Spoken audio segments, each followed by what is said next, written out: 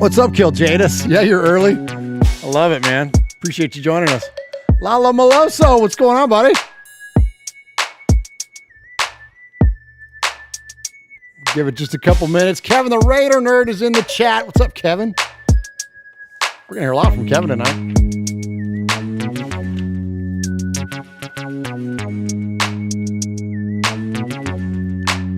Ron the Materator. Yeah, Abram was there.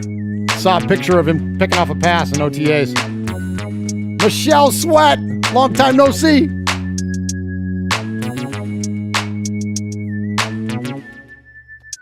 What's up, Tyrone Graves? All right, I think we got the chat room going. Rev Raider's in there. What's up, Rev Raider? Been a minute since we heard from Rev. All right, I think we got enough going there. Let's go ahead and kick off this episode of Raiders Fan Radio from Murf's Fan Cave. B. Al's in there. Raider Kojo. What's up, guys? Appreciate you joining us. Here we go, episode number 204 of Raiders Fan Radio.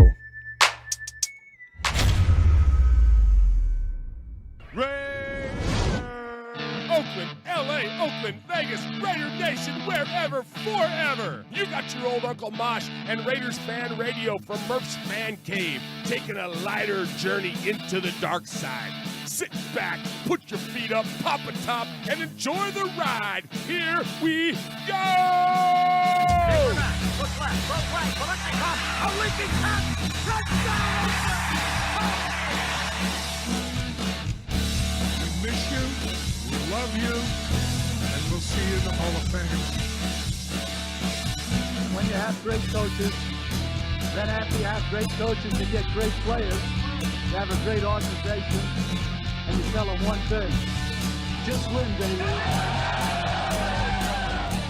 Way up the middle, intercepted Filipiano at the 50, time running down, Oakland football, and I think Oakland victory. The Oakland Raiders have scored on the most seamless, unbelievable, absolutely impossible dream of a play. Well, I love this team. I think this team can win. I think this team can win.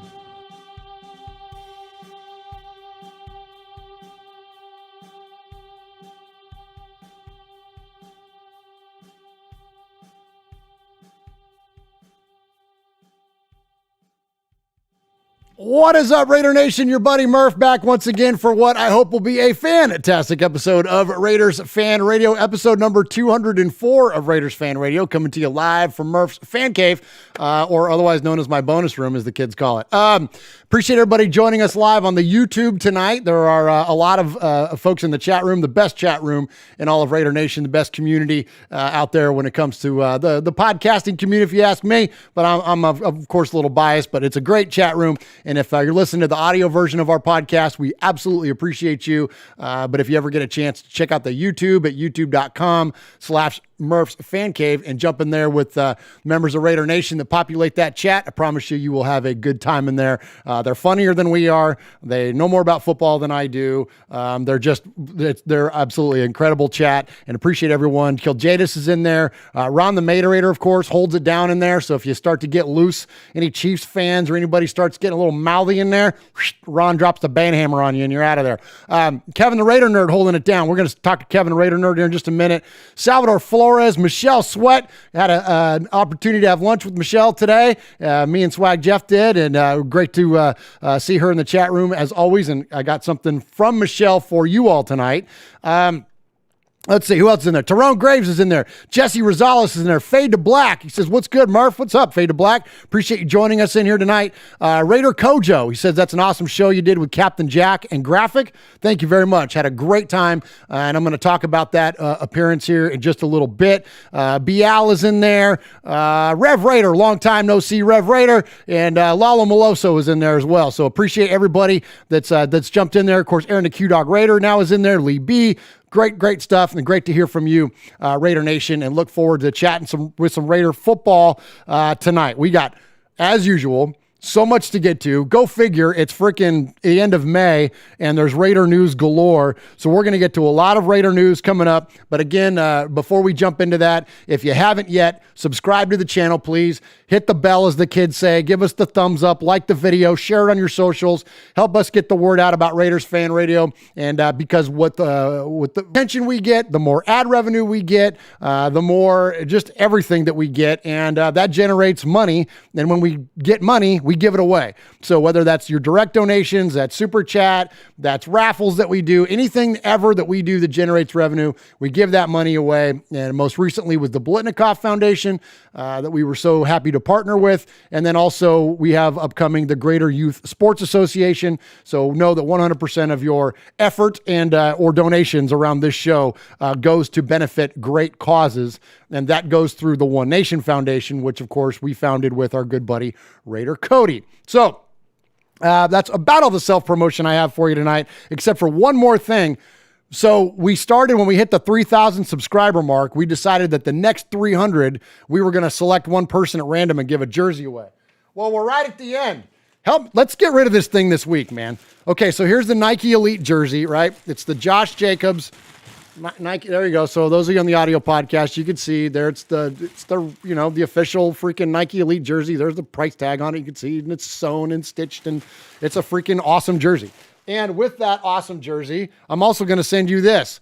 I'm going to send you a inaugural season Las Vegas Raiders patch. So if you're of one of the last 280 subscribers to the channel or one of the next 20, I'm going to send you that jersey and this patch. So subscribe. Make up a new email address. I don't care. If you're already subscribed to the show, subscribe with another email. Everybody's got 800 emails nowadays.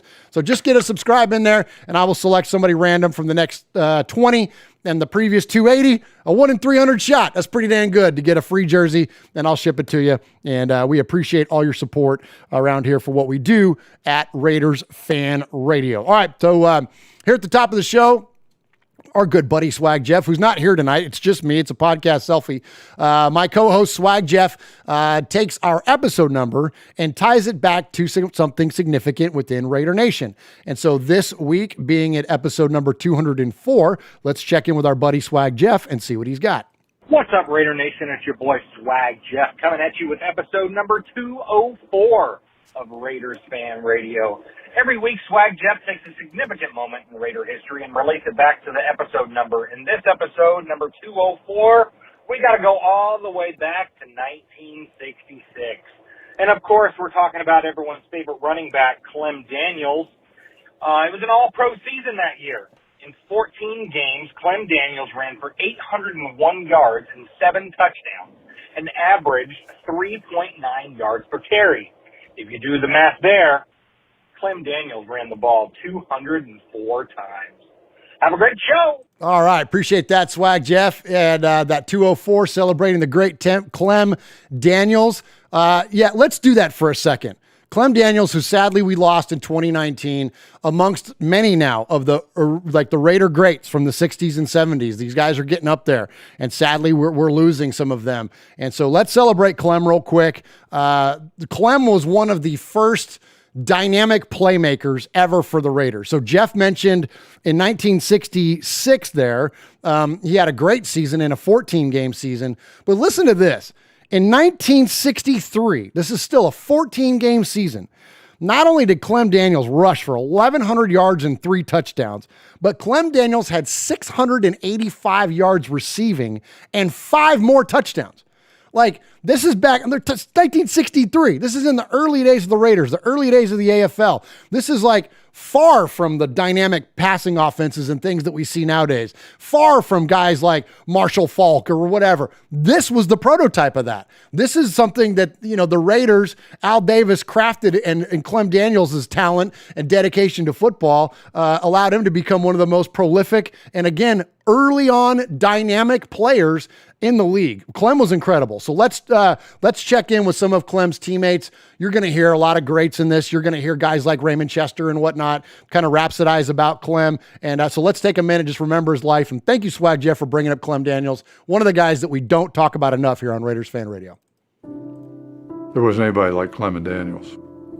I don't think there's anything Clem Daniels couldn't do on a football field. He was Raiders' first great playmaker. He could run. He could catch. His pass catching skill was unbelievable. He was a really good football player. When a guy is that talented and has that kind of heart and then that kind of smarts, I mean, that's the total package, man. He became the essence of this team. Clem Daniels is a loyal friend. Clem Daniels I respect a lot. Clem Daniels would play the game on one leg if he could. You know, just the heart of a lion. Just one hell of a ball player and one hell of a guy. He is as highly respected as a citizen as anybody I know. He loves the Raiders, and he loves being part of the organization. He was etched in stone to be a Raider for life.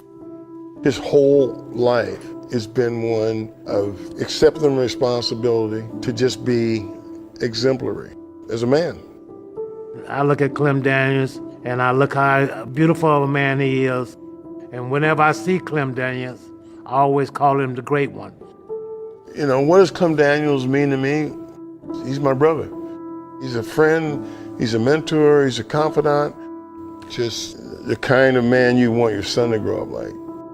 I think everybody that knows him, especially everybody in the Raider family, feels pretty much the same way.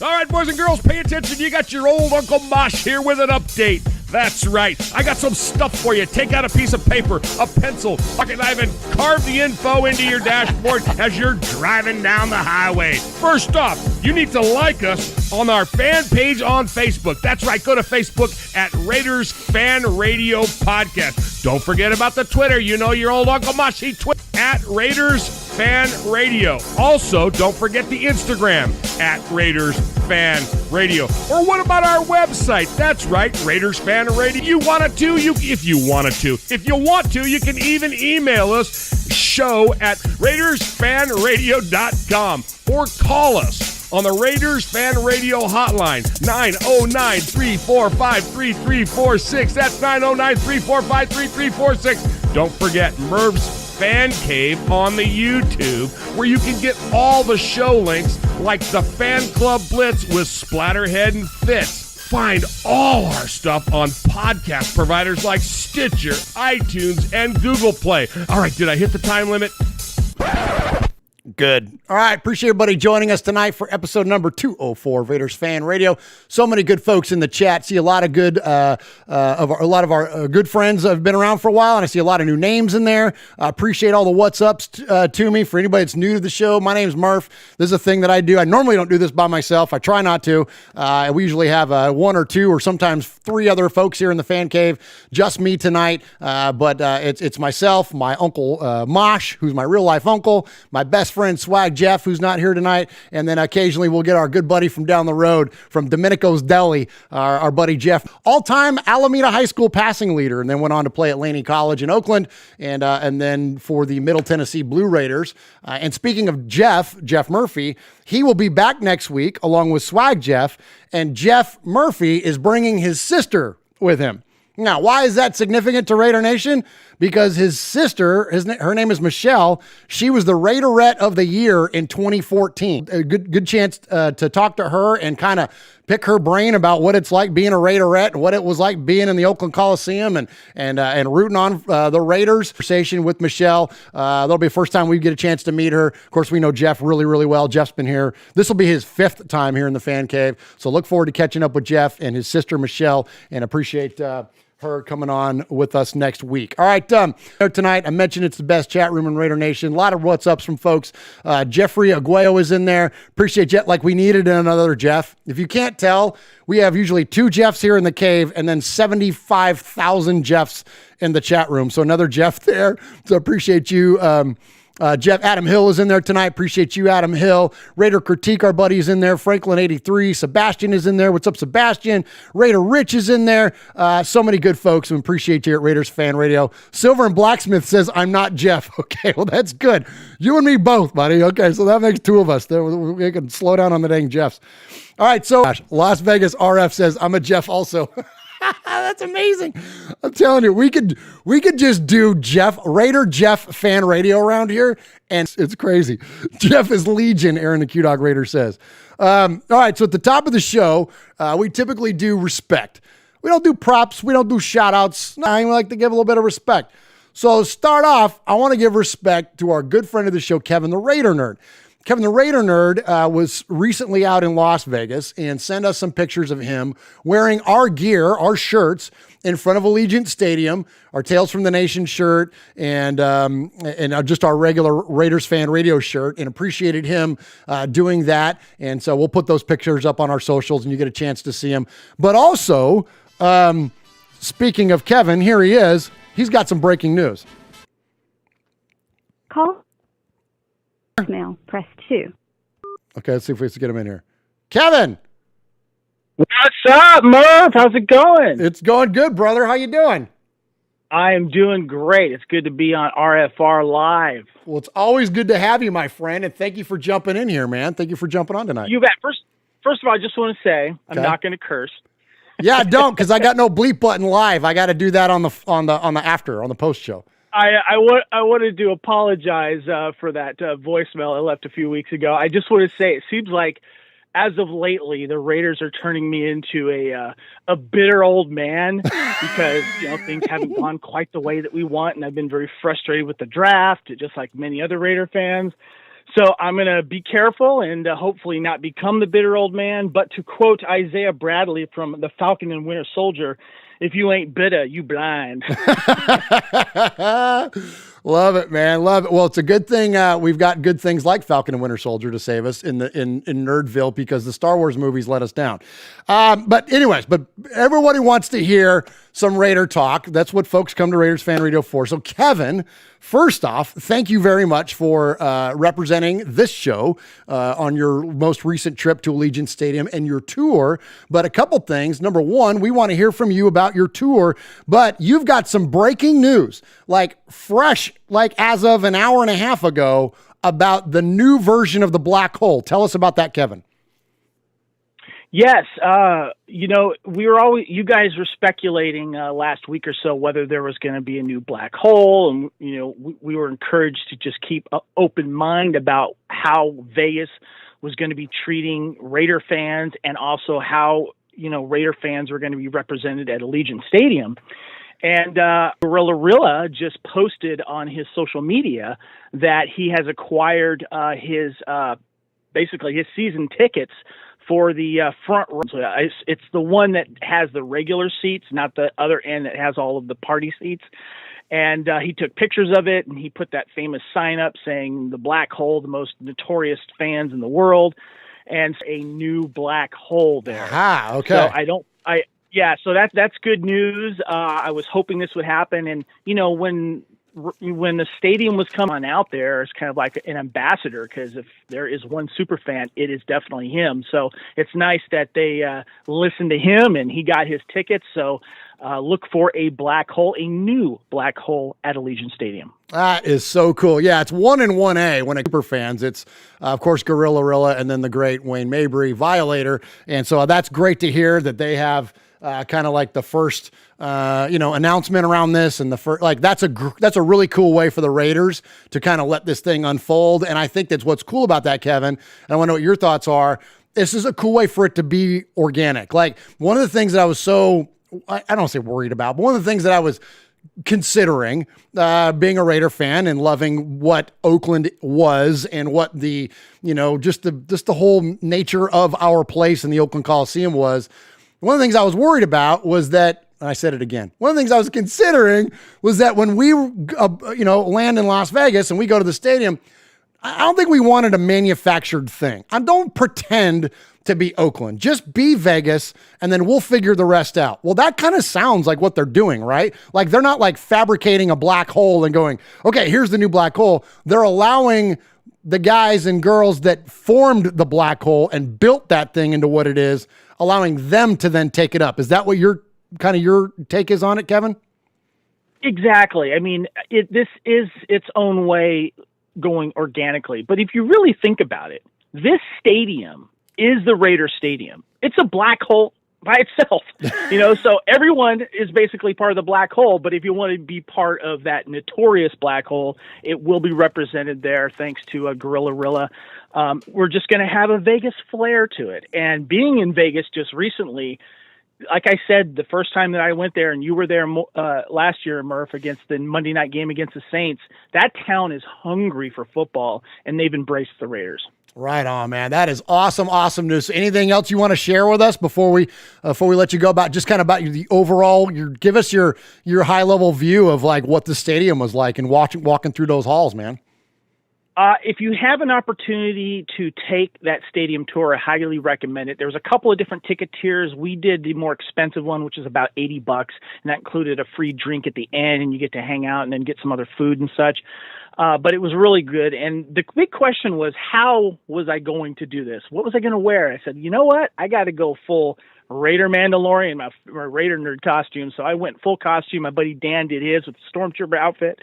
And I'll tell you right now, costumes are encouraged there. Okay. And the staff loves it. And there's several people that do the tours. And the guy that did our tour was great. He knew his Raider history, which was even better.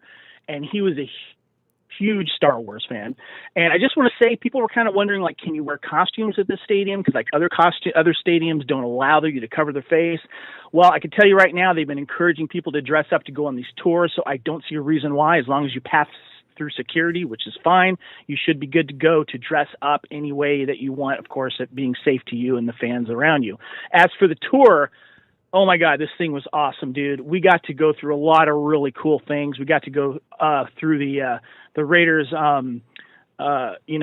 locker room, but also you were talking about the Raiderette that you're going to be interviewing next week. You got to go through the Raiderette room as well.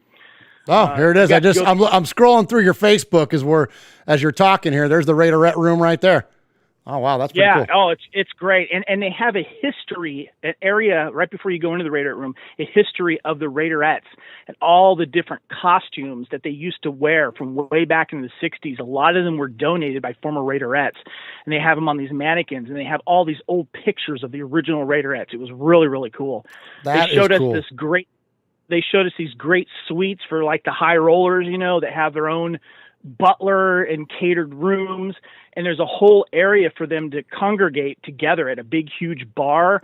And when the Raiders are ready to hit the field, they run right by you, and so you get to see them and cheer them on if you have one of those those suites. We also got to go to Mark Davis's suite. Yeah, there you go. That was a picture of me in front of the. That's freaking cool right there, Kevin. Yeah, there you go. We went to the press room. You got to get pictures up in the press. Mark Davis's suite is one of the best. I'll tell you that right now. We weren't allowed to sit in the chairs, but I did put my baby Yoda there and take a picture, which was really cool. I love this one of you and baby Yoda at the Shield, dude, in the middle of the field. That's epic, bro. Yeah, they let you down on the field. And two things, by the way. The field is actually 3 fields there. The one that I'm on is the kind of show field. They don't play games on that. Then there's the real grass field that comes in, and then when the college team plays there, they play on a separate turf. So there's 3 different turfs there, just so you know. So that was really cool. And also, the Allegiant Stadium is the only stadium in the NFL where the teams come out at the 50-yard line, not the end zone. So we thought that was nice. Really cool. And we actually got to leave the area. We got to leave the Raiders dressing room the way they would and go onto the field, onto the game. And there is this little superstition thing. You are not allowed when you're inside, even players know this, when you're inside the dressing room and locker room, you're not allowed to stand on the shield. You have to walk around it. Right on, man. I love it. I love it. That is so great, brother. Thank you also, too, for not only representing our show, not only for the update, but always the incredibly kind donations that you give to us and all the support that you've given Raiders Fan Radio over the years. Let's shout out to Kevin's his podcast network is the Fandom Podcast Network. If you ever want to check out anything that is, of any genre related, Kevin's got a show for it. And so thank you, Kevin, for being such a good friend to us here at Raiders Fan Radio, and appreciate the update, man. Thanks for having me on. And by the way, just one last thing. Sure. I did get a chance to have dinner at the new Raiders Bar and Grill at the M Restaurant. Oh, yeah. And I'm actually looking at, the food was great, by the way. Great menu. This place is huge. It's like a museum on its own. Has its own little Raider store in there as well if you want to buy some swag. But I would highly recommend that if you plan on going to Las Vegas, try to get there. If you can't get into the stadium during game time, look at making reservations there because they got TVs everywhere and the place is large. Right on. So one man. last tip. Have fun. And thanks again for having me on, Murf. This has been a blast. Absolutely, brother. Always great to talk to you, Kevin. Have a good night. All right. See ya. See you, bud. All right. There he is, Kevin the Raider Nerd. Appreciate Kevin the Raider Nerd with the incredible support, great stories. And again, we'll put those pictures up on our socials. And as you get a chance to check it out. All right, so speaking of the black hole, so let's give respect. I want to give respect to Las Vegas News Channel 13 because they featured Black Hole Las Vegas president Cisco on the news. And so I got a little audio clip for you from that. This is really cool. So let's check in with Channel 13. And where's the dang thing? Here it is. Channel 13, Vegas. Action-packed, but I want to talk about that Week 1 matchup here. The Raiders hosting the Baltimore Ravens on Monday Night Football at Allegiant Stadium. You're only going to be able to catch that here on Channel 13. And the stadium at 100% capacity for home games this season. Now, if that is the case, then Week 1 would be the first Raiders game with fans in the stands since Allegiant Stadium opened up last year. And earlier today, I spoke with a longtime Raiders fan. He's a member of the Black Hole, just to get his thoughts on fans filling Allegiant Stadium for the first time in that big Monday night matchup with Lamar Jackson and the Ravens. Our defense is going to be tested. Got off on, Lamar Jackson. I mean, come on. I mean, they got to contain that guy. Man, the Raider Nation is excited. Get in that stadium. I mean, we got to see it from a distance on TV, but to actually be in your seat with the nation, screaming our butts off, it's going to be words from my man Double G. It's going to be an epic night. Epic night. Like I said, the Raiders-Ravens Week 1 matchup is the only game that we had confirmed earlier this morning. Again, we just got the full schedule. It's been fun breaking it down. Can you tell I'm excited for football? All right, there we go. There's always the nerdy news guy that always has to ruin a good segment. How do you tell them nerds are ready for football? Like, come on, dude. Take it easy. All right. I won't be on Channel 13 News after comments like that. But anyways, so to continue on with our respect, I got a couple more for you. I want to give respect to Mikey Raider. Appreciate Mikey, my good friend Mikey Raider. One of my, just great friends. There's great friendships that has come from this podcast game. And of course, we used to do a show around here called Mondays with Mikey and Murf. Mikey had reached out to me this past week, and he's got some stuff settled down. And so we're gonna fire that show back up. For those of you that have listened to this channel for long enough, you know that we do more than just Raiders fan radio. And Mondays with Mikey and Murf, honestly, at one point in time was the most popular thing that we did around here. And so we're going to kick that thing back up soon. And so I appreciate Mikey and congratulations on all of his growth that he's had lately, and look forward to hearing from him very soon. And speaking of Mikey, he's going to be later on tonight on Graphic Raiders channel. And so check out Mikey. He'll be on there with also a good friend of ours, Watts Raider, and the Oakland Knight. And I want to give respect to Graphic. He had me on last week. I know a lot of the new folks that are in our chat room tonight. You got kind of hip to what we do around here based on my appearance on Graphic's channel last week. And, have really always enjoyed meeting other content creators. We've formed like a friendship, of a group of us that do this stuff, that do this Raider content. And it's always nice to meet the newer, folks that are coming up and doing Raider content. And Graphic is, two things I got to tell you. I did a thing with Raider Honcho during the draft. Super cool guy, also relatively new. And then Graphic, did a thing with him last week. Both those guys, excellent guys. If you're not subscribed to their channels, go out and do it right now. They don't need our help. They're already bigger than what we do, but they are fantastic, good ambassadors to Raider Nation. And so yeah, give Graphic some love later on tonight when he goes on with Mikey and our other good friends. So we appreciate him and appreciate them. All right, one more bit of respect, and then we're going to kick in to the OTAs talk. and also for those of you that are new to the channel, usually about the first 30 minutes, we're kind of doing some in-house stuff, kind of self-referential stuff. A lot of times just celebrating what we do around here in terms of like, not us, but like our community of Raider fans. But then we'll get into the Raider talk and we'll talk about the Raiders for the next hour. But one last I want to get to, one last bit of respect, and I got to reach down over here.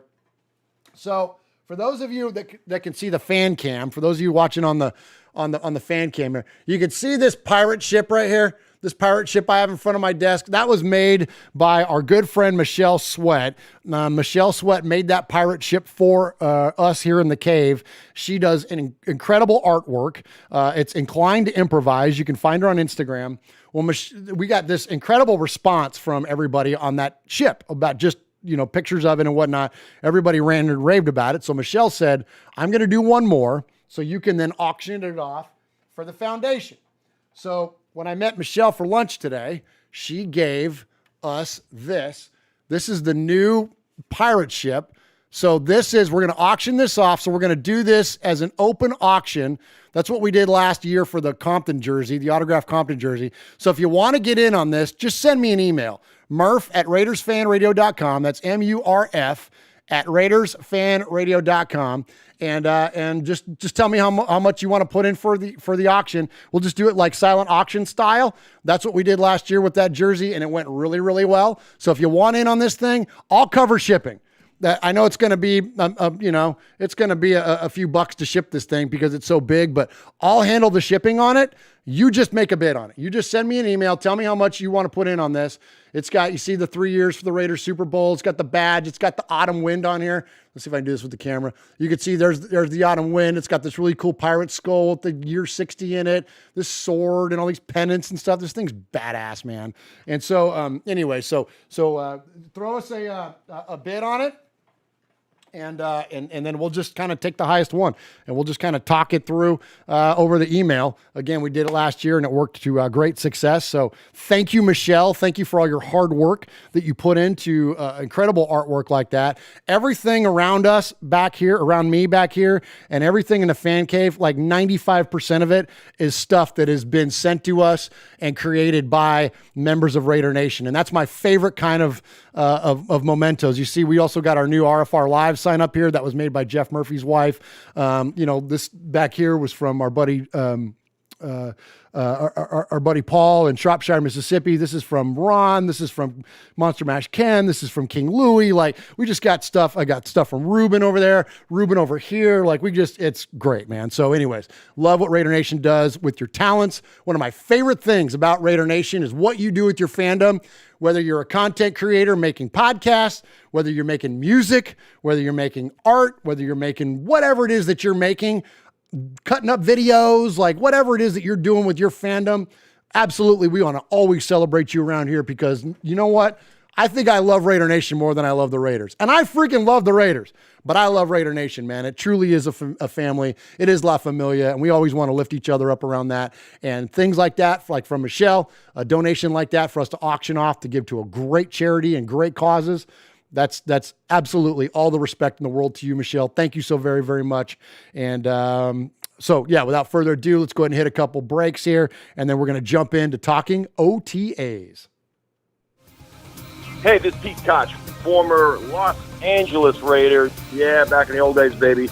And you're listening to Murf and Uncle Mosh, who happens to have the same hair as me. Check it out, Raiders Fan Radio.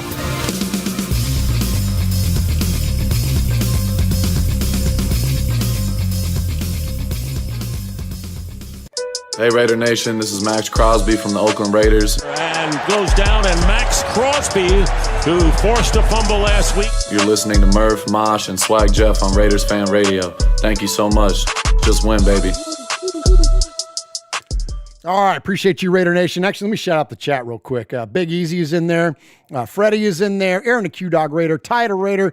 Two-Tone is in there. Franklin 83, Michelle Sweat, Mike is in there. I think it was Neezer. I think Mike's got that great last name with a lot of letters in it and a lot of Z's. And I think if I remember right, it's Mike Neezer. Big Shane is in there. What's up, Big Shane? Lalo Maloso, Kill Jadis is in there. Ron the Materator, of course, holding it down. Sonny Jeffers, appreciate you, Sonny, for being, wow. Sonny, man, we hadn't heard from you in a minute. Appreciate you, man. Appreciate you jumping in the chat tonight. Love it when we see folks we hadn't heard from in a minute. Thank you so much. Double Nine is in there. Lee B is in there. Title Raider is in there, of course. Appreciate you, Title Raider. Appreciate the donation earlier. Thank you so much for that. Miguel Ruiz is in there. Lee B, Sebastian. Man, so many great folks in there. And so appreciate you. Also, too, I should mention that channel, Graphic Raider, it's Docs ENT. So I think I saw somebody mention that. It's Docs ENT is where you can find Mikey and Graphic and those guys later on tonight. And then I believe Raider Honcho is just Raider Honcho. Okay, let's talk about OTAs. So OTAs, they're not mandatory OTAs. These are voluntary OTAs. But you always want to see as many players as possible show up for these things, clearly. You don't want to be Aaron Rodgers and all the receivers and not show up.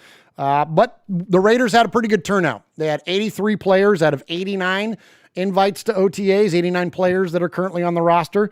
And so that is pretty solid. It's still basketball shorts and helmets. Like, it's just a step above really the combine. Like, you can't get really too excited about it. But I think that for us as fans, what's cool is to see the players in motion, to see the numbers that have changed, to see, the guys coming out of the tunnels, the guys just, talking to the camera, that kind of stuff. I think that's exciting for us as fans because it's like the first glimpse into the next season. Like, the draft is one thing, of course, but this is more like a tangible representation of what we're going to see at OTAs, right? And so so as a fan, I think that's really cool, but there's not really a lot of takeaways you can have in terms of performance or anything like that. But anyways, it's all about just getting the guys together. I always love seeing their OTA activities, whether they go bowling or whether they, golf or, play basketball or do whatever. Those things are always pretty cool. But yeah, so anyways, but I think the gist of it at this point is starting to put in work, starting to build that chemistry, starting to gel and, just get better every day. When I coached my kids who were, one of them is grown now and the other one is getting there quick at 15. But when I coached them, one of the sayings that we always had was, you want to be better today than you were yesterday, and you want to be better tomorrow than you were today. And as long as you're consistently getting better and you're constantly on a track of improvement, that's all you can ask for. And then, the scoreboards take care of themselves as long as you're workably can be and you know your job, you understand what, your role is with the team. That's all. That's what matters. You got solid mechanics, whatnot. That's what the scoreboard handles itself. So it's all about getting better every day. And that's the message behind this first OTA video that came out for the Raiders, was just to get 1%. This is cool. A lot of it is just, grunting and running and slamming and stuff like that. But it's cool because I just like the first sounds of football. And it's kind of the audio clips in here or verbal clips in here. But a lot of it's just football itself. And so anyways, I'm going to play it because I think it's cool. I hope you guys do too. First practice with them helmets on. Let's get it banging. First day, man. Time to get better. 1% better every day. That's it. You back. Let's go. Let's go right up 3. 1, 2, 3. Go. First. Finish on the toe. Go. I love it. Let's go, man. Go. Hand. There it is. Here it is. You got to release now. We got to release with the hand. 4 step.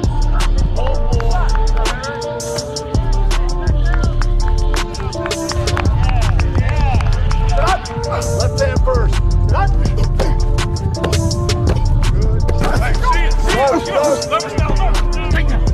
Get right out there. That's it. All right, that's pretty cool, man. Like I said, I just dig hearing football, man. I love it, and I always you can really hear the speed of the game with some of the even on something like that. Even though they're in shorts and freaking throwing medicine balls or whatever, you can still hear it. It's pretty cool. So one of the players that I'm stoked about this year, and I think really should be poised and is poised to take a jump.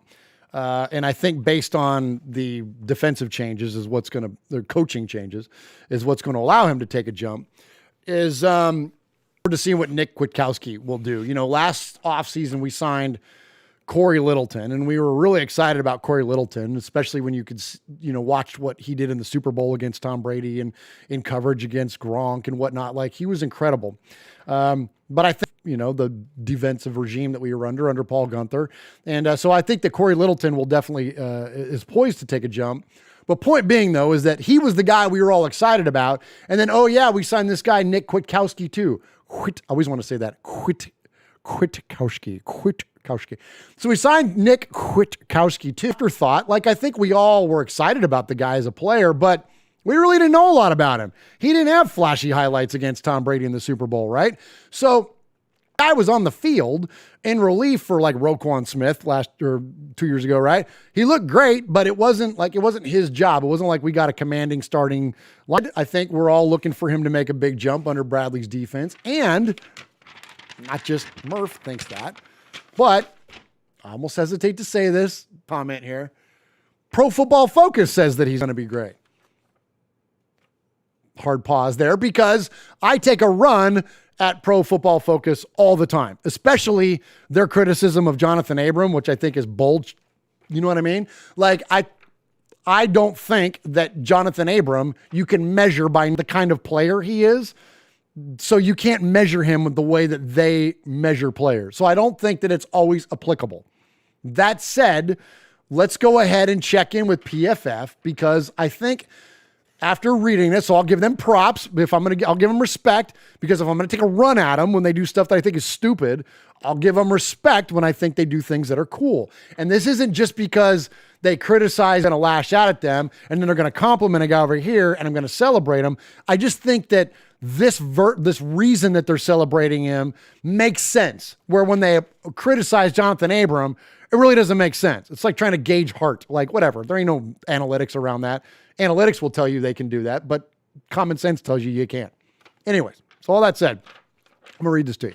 Heading into the 2020 offseason, the Raiders made it a priority to upgrade linebacker. They went out and signed 2 proven veterans in Kwiatkowski and Corey Littleton. The belief was Littleton would step up and be the team's best, but that wasn't the case. By far, their best linebacker in 2020 was Kwiatkowski as he thrived in coverage. While he's not the best run defender in the world, his ability to play in space is what makes him so valuable. In a recent evaluation by Sam Monson of Pro Football Focus, he ranked the top 32 linebackers heading into the 2021 season. Kwiatkowski made an appearance inside the top 20 at number 18. That's pretty good.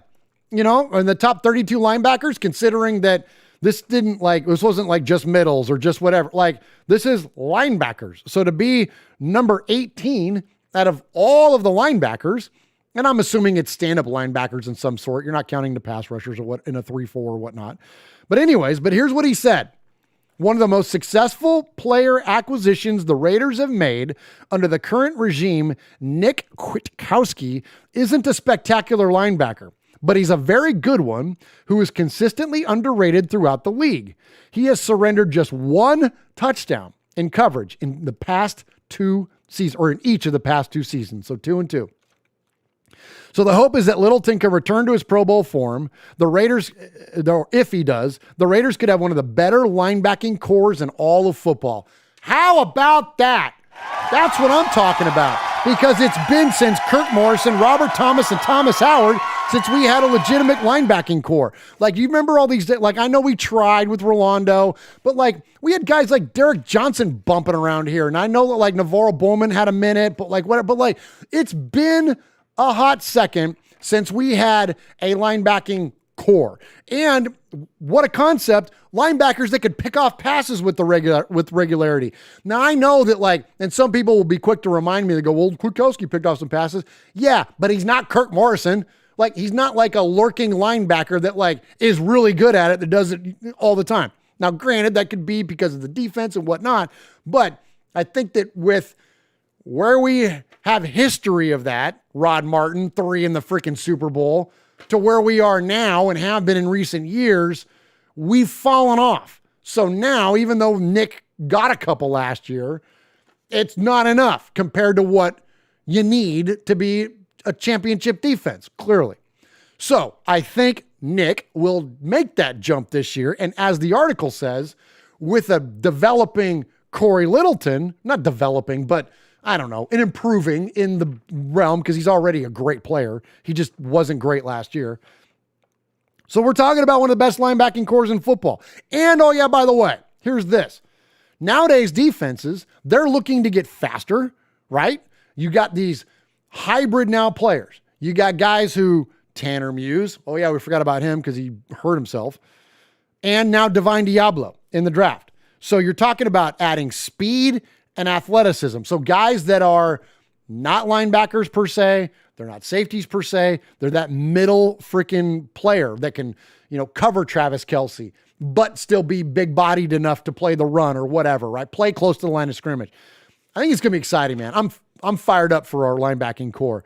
And just remember this, clap off the article here. Kwiatkowski isn't the flashiest linebacker in the NFL, but he gets the job done, and look for him to be better, even better for the 2021 season for the Raiders. And oh yeah, by the way, happy birthday, Nick Kwiatkowski. Today's his birthday.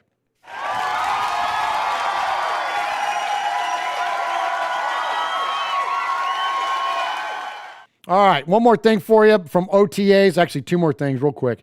It looks like the starting line for us, which the much potentially maligned offensive line that's gotten so much criticism since we let Gabe Jackson go and Rodney Hudson go and Trent Brown we moved on from and whatnot.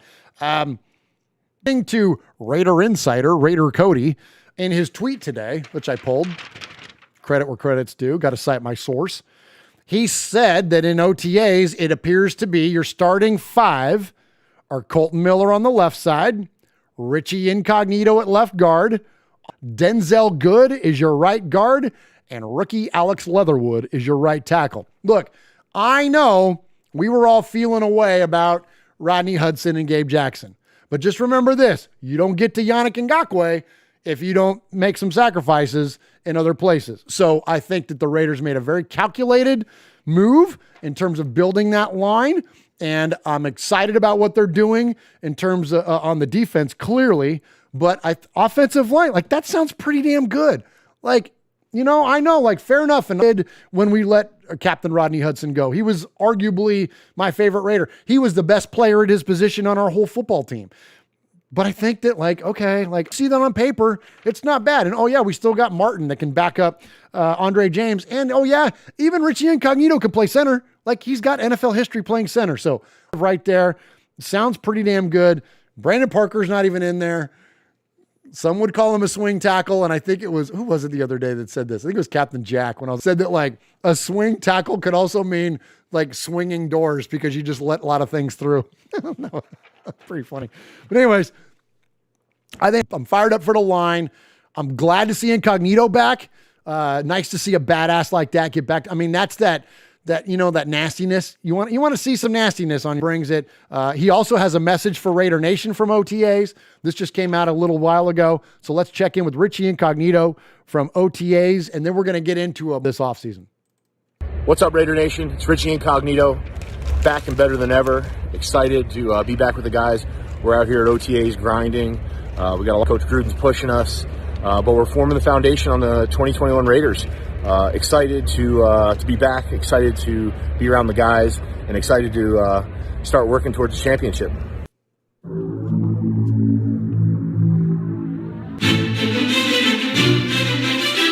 Patrick Claybon with NFL Network here. Hey folks, I know 3 things you might like. Do you like football? Do you like the Las Vegas Raiders? Do you like listening to things? I'll add a 4th. Do you like swag? Well, here we got Swag Jeff, Murf, Uncle Mosh. This is Raiders Fan Radio.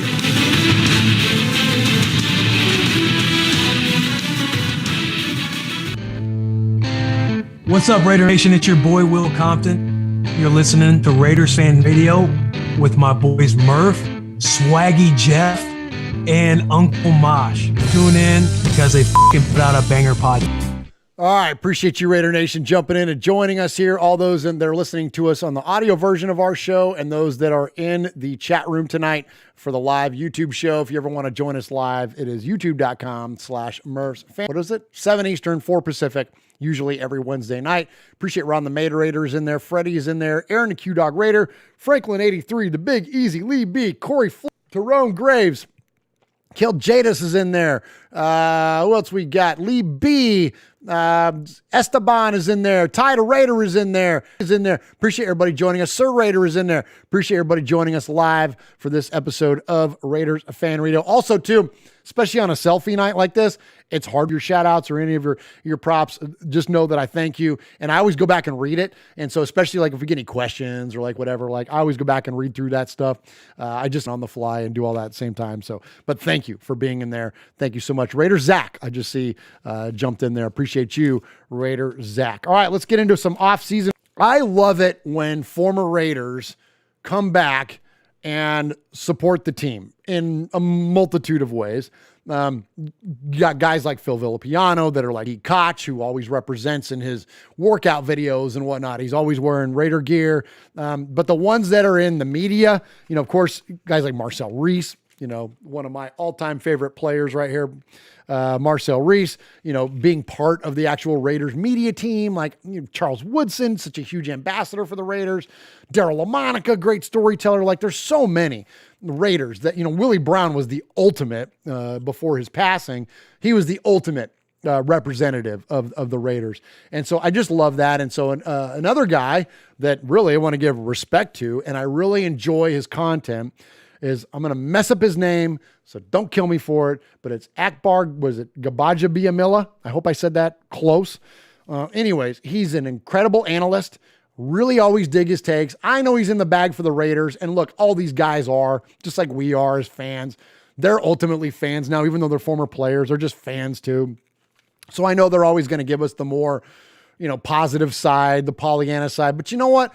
If you're looking for Raider bashing, this is the wrong channel. Like, we're not going to ever bash the Raiders around here. I get frustrated with stuff too, and you'll hear me hoot and holler about a thing once in a while, but for the most part, we're all about lifting not only each other up, but we're trying to lift the team up, man. Like, because I'm a fan.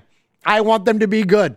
Like, yes, Derek Carr does stuff that frustrates me at times too, but he's my quarterback, and so I'm going to root for him endlessly, and he will be my favorite quarterback in the NFL until the day he's not a Raider. And that day I'll move on to the next guy. But the Raiders are my favorite team. The players that are on there, that's 79 or whatever, 89 players that showed up today, those are my 89 favorite football players, and I support and root for each and every one of them. And so I think that's what you're hearing when you hear from guys like Akbar and Marcel Reese and whatnot. So I'm going to join in and celebrate them all. Say AGB. Let's check in with AGB and kind of his thoughts on the Raiders offseason. One of the offseason moves I'm extremely excited about is what they did on the defensive line. Yannick Ngakoue and the amount of pressure he's going to bring up front. When you look at where we were as the Raiders getting to the quarterback, we struggled in that department. And so I think Yannick Ngakoue being able to get off the edge, being able to create not only pressure on the quarterback, but being able to get sacks. I mean, that's what we need. When you talk about playing great football, Raider football, it's about getting to the quarterback. It's about getting those interceptions and being able to give the offense that time of possession. I think the Raiders have made all the changes in the draft. They made a lot of changes during the offseason, especially shoring up that front line and the defensive line, drafted the offensive line. We're bringing in veteran speed at the wide receiver position in John Brown. So I'm pretty excited. Jacobs, we have him. I'm super proud to see how that all comes together here in this new stadium. All right, appreciate Akbar there. I love it. I think Ron the Materator said, just calling Raider Jeff. Yeah, no kidding. Why not? Everybody else is a Raider Jeff, including Jeff Wilson. He says, hey, Murf in the chat. What's up, Jeff Wilson? I appreciate you joining us, man. Like, it's so crazy how many freaking... Wait a minute. Okay, this just got chat comment of the night. Foxy Scorpio says, try lifting up Andy Reid, Murf. No. That'd be like trying to lift up Uncle Mosh. I'm not capable. Oh my gosh, that's funny. That was good, Foxy Scorpio. I might get the foggy glass. My glasses fogging. I might get the foggy glasses award. Oh my gosh, that was funny. Anyways, I lost my train of thought. What was Akbar talking about? I don't know, off-season players. What else? I don't know. I'm lost. It's gone. This is what happens when you get to middle age. I got bleeding, so I'm sorry. There you go. My 48-year-old brain kicked in. I have no idea what I was talking about or what Akbar had to say. But Foxy Scorpio, that was funny. All right, let me just go to the next sound clip. This is speaking of veterans. God dang it. Speaking of veterans, here's John Gruden talking to Eric Allen about enticing veterans to come to the Raiders. How are you able to convince those players, Yannick Ngakoue, John Brown, Solomon Thomas, how are you able to convince those guys that this football team's going to be a contender? Well, you start with the tradition of the Raiders. Mm-hmm. You know, this is a special global franchise. You can roll your eyes all you want, but when you go driving around the country or you go overseas, you say silver and black, you think of the Raiders. That's right. And wherever we go, we have quite a following. Yeah. And it's a great responsibility, but it's also the tradition that I always lean on first. Mm-hmm. And secondly, I just think there's something about this place. Once you're a Raider, you're always a Raider. Yeah. And our system has worked over the years, so we sell our system, we sell ourselves, and we sell our young football team. Right. We feel like we are on the rise, and we needed guys like Eric Allen. We needed a couple veteran players like William Thomas. That's right, Willie T. If you can add the right football character and experience to a mix of young guys in the silver and black, good things can happen. And I think that's what we're in the process of doing. Yeah. All right, so by request, because somebody brought it up in the chat, sorry to completely blow through that John Gruden quotes there and comments, which were great. But the chat brought it up. They wanted to know if Andy Reid was going to be fat of the week this week. Fat of the week. You look like melted ice cream. Ugh, I can actually hear you getting fatter. Says he's fat? Who's fat? Too fat. Big fat fatty. There you go. There's your answer. Congratulations, Andy Reid. Try lifting up Andy Reid, Foxy Scorpio says. All right. I gotta hit a break. I gotta settle down here. I gotta compose myself. So I'm gonna hit a break, and then we'll jump into some of the quarterback talk. This is Trent Sig, and you're listening to Raiders Fan Radio with Murf, Swag Jeff, and Uncle Mosh. Just win, baby.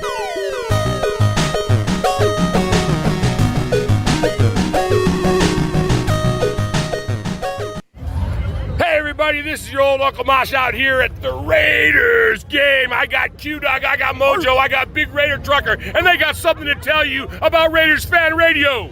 Get your facts, get your funny, and get the out. Woo! All right, appreciate you all joining us here for this episode of Raiders Fan Radio, episode number 204 of Raiders Fan Radio. And we're going to get to your voicemails. We're going to get to your emails here in just a minute. I got a few more things to get to tonight, though, before we do that. And we're going to talk about quarterbacks. All right, we're going to talk about, there's a lot of talk now about quarterbacks. Of course, all this stuff's going on with Aaron Rodgers. No one knows where he's going to land. Whether is he going to stay in Green Bay, which is what I think the most likely outcome of this whole thing is that he's going to stay in Green Bay, but he could be on the move. But of course, Derek Carr is always coming under fire each and every year in the offseason by Raider Nation. Some of it's warranted, but I think the minority of it is warranted. The majority of it is completely far-fetched when you look at what he brings to the table, and that's just my opinion, but we're going to hear some other comments, not only from his head coach, but from some other media folks as well, kind of around Derek Carr. But let's slow down a little bit on this whole thing about getting rid of Carr. And there was this, Zay Jones switched his number from number 12 to number 7, I believe. And so the first thing that, Raider Twitter does, because Twitter's so true, right? All the time. Believe everything you read there. Twitter goes, oh, that's the Raiders clearing a number for Aaron Rodgers. Come on, man. Look, Aaron Rodgers is my favorite non-Raider. I think I'm a fan of quarterback play. And when you watch quarterbacks play quarterback in the NFL, he's the best at it in my eyes. He's incredible to watch. Dude's gifted. Up and coming quarterbacks, Josh Allen, incredible. Like, it's incredible to watch these guys play.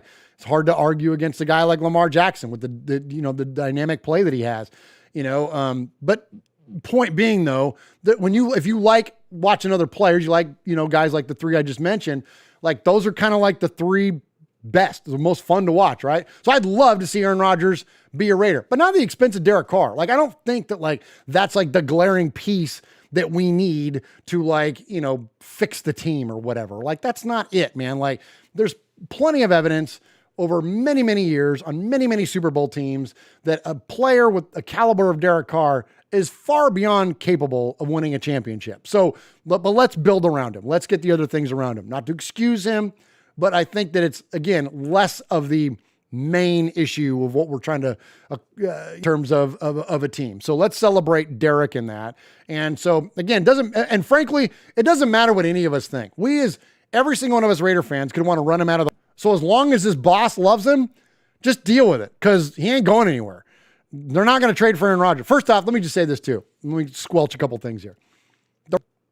And the Green Bay Packers are not going to trade for a quarterback. Like, all these speculative packages are like Carr and 5 firsts and a second and whatever. All these things. Green Bay's not going to do that. The whole reason they're in this predicament with Aaron Rodgers to begin with is because they drafted a quarterback. So why in the hell another veteran quarterback? So Jordan Love can sit behind him for what? 8 more years because Derek Carr's only 30 years old? 10 more years? 12 more years? Right? Like, come on, man. Let's put some common sense around this thing. Green Bay's not going to trade for a quarterback. Would they trade for Julio Jones? Yeah, that's a very distinct possibility. But they're not going to trade for a quarterback. They're not going to get rid of Aaron Rodgers to bring in Derek Carr. The idea that Aaron Rodgers is going to become a Raider, I think, is minuscule at its best. Besides the fact that we got like $8 under the salary cap. I mean, I'm joking. It's like 5 to short of $6 million. It's not a lot. It ain't enough to afford Aaron Rodgers. You know what I mean? Like, you like some of the players that we have? Well, if the answer to that question is yes, then we can't afford him, because otherwise they'd have to get rid of a bunch of players. And we just acquired a bunch of players. So we're not going to get rid of a bunch of players. So anyways, point being, let's get back to my original point. John Gruden, Derek Carr's boss, loves him. And if you don't believe me, just listen. Offseason, and even last offseason, we start to see like the quarterback carousel. Last year Brady, this year Wentz. How fortunate are you to have an outstanding quarterback room, with Carr, with Mariota, with guys in that room who are creative, who are different, but how lucky are we to be able to have a quarterback room as solid as that? It is exciting to go in there and reinstall the plays, not start from scratch. Yeah. But Derek is very underestimated. He doesn't get much credit for how good he's playing. Right. But he completes a lot of passes. He changes plays at the line of scrimmage. He's starting to make more and more plays with his legs now. Mariota was hurt most of last year. You got a glimpse of what he can do. Right. He's still a special talent. And Nate Peterman's a guy who we think is going to be a good player in time. Right. We need these preseason games to see where some of these guys are, but it all starts at quarterback, and we put some pretty good players around Derek, and I think it shows. Yeah. Offensively, looking a lot similar like the times we had back in the day. Big, strong, powerful offensive line, outstanding running game, great decision maker at quarterback, tremendous players at receiver. Why does that formula seem to work for you? Well, balance. I think if you're balanced, you're harder to defend. The more you can do well, the harder you are to defend. And we think Jacobs is not only a Pro Bowl back, we think he's an MVP caliber back. So we'd like to see him get more and more real estate. Kenyon Drake comes in here from Arizona. Yeah. A lot of people say, why Kenyon Drake? Well, Doug Martin had 190 touches 3 years ago when Lynch went down. And DeAndre Washington had 144 touches when Jacobs went down 2 years ago. And this past year, Josh went down and Devontae Booker got 110 touches. Right. So we're going to try to circulate the touches Kenyon Drake's way. Yeah. He's a guy that's made big plays. And we do have some emerging young receivers, and a tight end ain't bad. Without a doubt. That guy is money. I love that, man. Yeah, the tight end is money for sure. And that's the thing, too, man. Look, Derek's got all the weapons. This is fantastic. I'm fired up. I know I'm in the bag for this. Raiders are going to be 17-0 this year and go to the Super Bowl. But look, man, if you're not excited about our offense, like I don't know what to tell you, man. Like it's going to be a lot of fun to watch the Raiders this year offensively, and so we're definitely excited for it. All right, so so that's his boss, right? Well, let's go to some media. Now, look, this guy has proven to be in the bag for Derek Carr and the Raiders before, but I like Adam Shine, and that's who we're going to hear from in a second.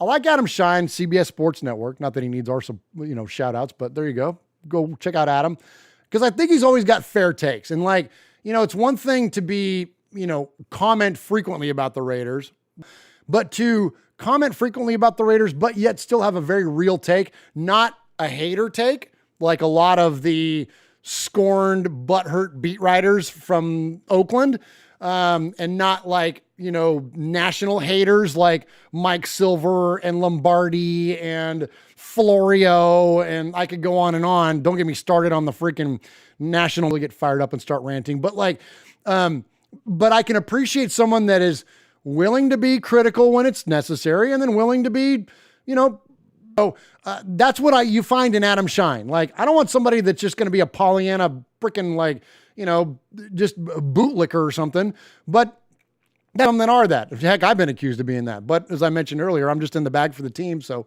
whatever, you get what you get. But that's not what Adam is. So I want to, let's take Adam's comments about Derek Carr kind of into context here. This is a balanced report. I love John Gruden finally putting some respect on Derek Carr's name. Frankly, I often feel like I show more respect and appreciation of Derek Carr than the Raiders head coach. And make no mistake, Derek Carr has earned it. Derek Carr is a great player.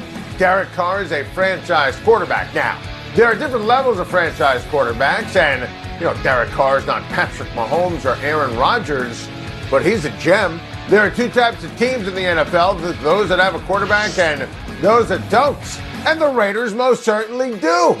And you should appreciate him. And really, when I say appreciate him, I'm talking to John Gruden. During eye when it comes to the quarterback. And listen, I'm not talking about the Aaron Rodgers trade rumors. That's different. That's Aaron Rodgers. I'm talking about the draft or Marcus Mariota. Derek Carr has had 3 straight seasons to throw it over 4,000 yards passing in terms of the yards, while also completing 67% of his passes. Now, this is a rare offseason where I'm not high on the Raiders. Gruden and Mike Mayock botching the first round is an annual trend. It makes it very difficult to believe. They also gutted the rock-solid strength of the team, the offensive line, which means that the Raiders are going to struggle and Carr wrongly is going to get the blame. And it's sad. They say all politics are local, and the Carr disrespect has always started within. Derek Carr has always deserved better. Oh, wow. So there you go. So see what I mean? Like, it's complimentary, but yet there's an edge to it. So he's not apologizing for the Raiders. He's not saying they're going to be even great this year. In fact, he thinks that they're going to have a down year, just like Las Vegas, the city or the betting community does. They think the Raiders aren't even going to win 8 games. Like, 8 games if you win 8 games, it's a losing record this year with 17 game season. So anyways, man, it's going to be interesting going forward this year. But look, no doubt our quarterback room is set. Our starting quarterback is set. And whether you like it or not, he is the face of our franchise. And so let's sell out for the guy. Let's support the guy. He deserves it. The guy bleeds silver and black. And he's got our endless support around here at Raiders Fan Radio. Even my son, Vinny. I'm not prompting you for an answer, Vinny, but who's the Raiders' best current quarterback? The Raiders' best current... Get into that microphone, big and loud, Vinny. The Raiders' best current quarterback. There we go. Oh, there you go. I was screaming in you now. Yeah, exactly. Is by far Derek Carr. Derek Carr is the best quarterback. Thank you, Vinny. You did good. All right, there you go. Vinny's going to join us, and he's going to help me read some emails here in a minute, right? Yes, I am. Okay, good deal. Thank you, Vin. You got anything else you want to say to Raider Nation real quick before I move on to the next thing? Nothing except I love it. I love all you guys. That's it. There you go. Good job, buddy. All right. So speaking of quarterback movement, now this isn't a directly Raiders-related story, but I brought up Clay Travis last week because he was on Fox Sports Bet, and they talk a lot about the betting lines around the Raiders.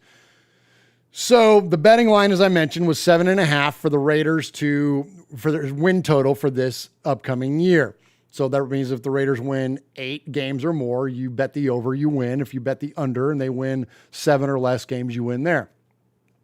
So Clay reappeared on Fox Sports Betting, and he is talking about now the odds of Aaron Rodgers leaving Green Bay. And the reason I want to play this for you is that while it doesn't have any direct Raider content, the direct impact to the Raiders will be felt. And you're going to get an idea why here in just a sec when you hear Clay's comments. Would you be surprised if Rodgers returns to Green Bay?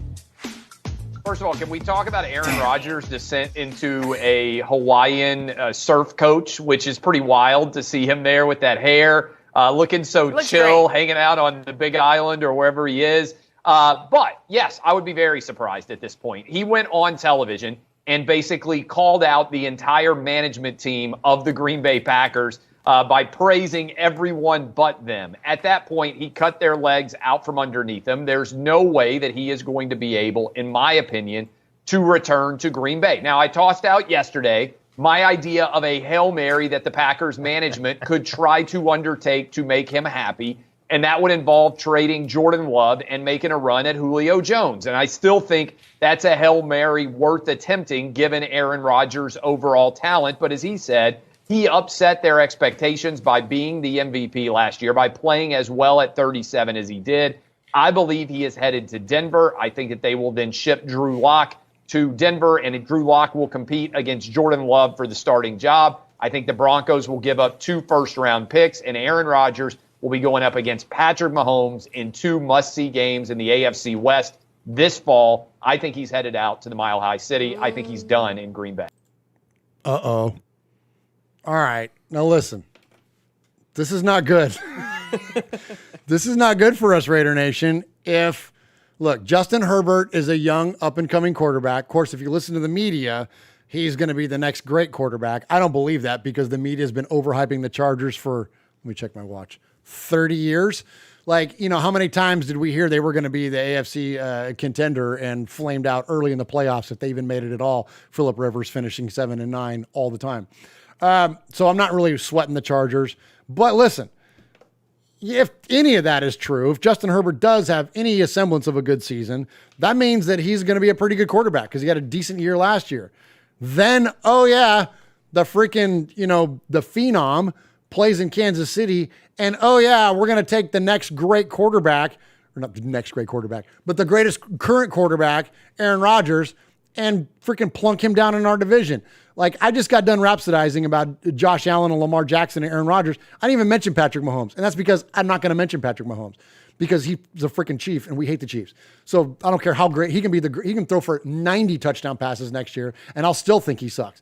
But point being is that he wins and he wins against us a lot. And Aaron Rodgers isn't going to not win against us. And when you think about that package, that idea that stupid horse-faced John Elway can sell to Aaron Rodgers, that look, I won a Super Bowl I won 2 Super Bowls late in my career with the Denver Broncos. I sold out for Peyton Manning and his giraffe ass came in here and won a freaking Super Bowl. Don't you think Aaron Rodgers will be willing to sell out for you too? And watch them go out and build a defense and bring in freaking Aaron Rodgers and they'll win a damn Super Bowl. And guess who's going to be left on the outside looking in? Us. And where's all the pressure going to lie? Derek freaking Carr and the Raiders. Like, this is a nightmare scenario for us. So, and just to prove that, I checked in with some members of Raider Nation and I asked, what do you think this is going to be like if Aaron Rodgers goes to the Broncos? Nightmare. What a nightmare. Nightmare. Nightmare. Nightmare. Nightmare. Nightmare. Terrible nightmare. Oh, the nightmare. Nightmare. An absolute nightmare. Fucking nightmare. A nightmare. Oh, nightmare. Oh, like a nightmare within a nightmare. It's a nightmare. A nightmare. Worst nightmare. It's a nightmare. Your worst nightmare! Your basic nightmare is the nightmare. Your worst nightmare. The nightmare. Your worst nightmare. Nightmare over Vegas.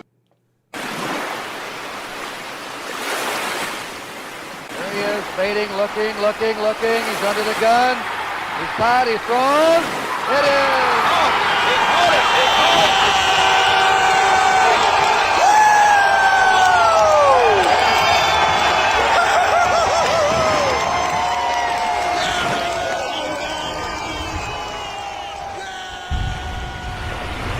All right, appreciate you, Raider Nation. Appreciate everybody joining us in the chat room tonight. Franklin83 killed Jadis. Franklin83 says, still not scared. I love it. And that's the Raider mentality, right? I'm not scared either. I'm just saying that's going to be a nightmare if we got to deal with him twice a year.